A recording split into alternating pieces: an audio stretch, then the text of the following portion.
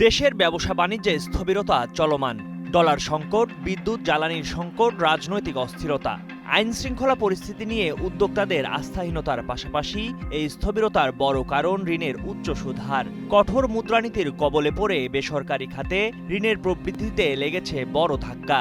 এতে পুরনো ব্যবসার সম্প্রসারণ যেমন থমকে গেছে, তেমনি নতুন বিনিয়োগ ঠেকেছে তলানিতে। বাধাগ্রস্ত হচ্ছে শিল্পোৎপাদনও। চাকরি হারাচ্ছেন কর্মীরা, বাড়ছে বেকারত্ব। শিল্পোদ্যোক্তারা বলছেন বিনিয়োগ পরিবেশ উন্নত না হওয়ায় নতুন বিনিয়োগে আস্থা পাচ্ছেন না ব্যবসায়ীরা।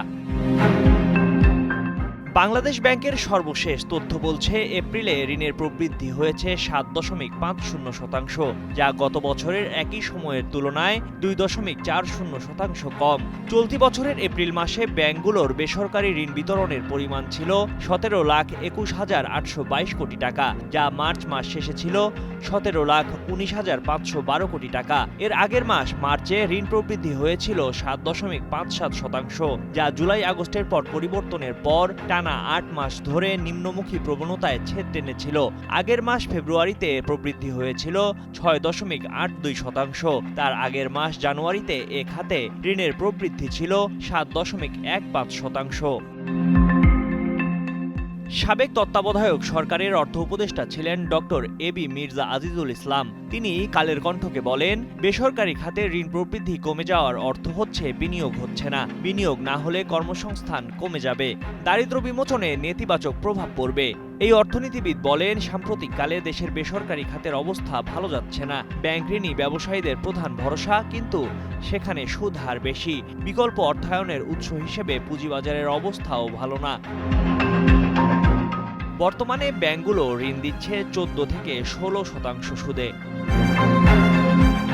বেসরকারি খাতে ঋণ প্রবৃদ্ধি কমে যাওয়ার পেছনে সাম্প্রতিক রাজনৈতিক ও অর্থনৈতিক অস্থিরতাকে দায়ী করছেন মিউচুয়াল ট্রাস্ট ব্যাংকের সাবেক ব্যবস্থাপনা পরিচালক আনিসে খান। তিনি বলেন, ব্যাংক ঋণের উচ্চ সুদ হার আরোপ করা হচ্ছে, যা ব্যবসা ও বিনিয়োগকারীদের নিরুৎসাহিত করছে। রাজনৈতিক অনিশ্চয়তা ও দীর্ঘমেয়াদী নীতির স্থিতিশীলতার অভাবে বিনিয়োগকারীরা ঝুঁকি নিতে চাইছেন না। ফলে ঋণের চাহিদা কমছে, বিনিয়োগ থমকে যাচ্ছে। নতুন ব্যবসা না হলে কর্মসংস্থানও তৈরি হবে না, বরং বিদ্যমান চাকরিও ঝুঁকিতে পড়বে। এদিকে বাংলাদেশ ব্যাংকের তথ্য জানান দিচ্ছে নিম্নমুখী বিনিয়োগের। কেন্দ্রীয় ব্যাংকের তথ্য বলছে, চলতি অর্থবছরের জুলাই থেকে এপ্রিল পর্যন্ত ১০ মাসে মূলধনী যন্ত্র আমদানির ঋণপত্র খোলা হয়েছে ১৪১,৯১,০০,০০০ $। আগের অর্থবছরের একই সময়ে যা ছিল ১৯৫,৬২,০০,০০,০০০ $। শতকরা হিসেবে কমেছে ২৭.৪৬%।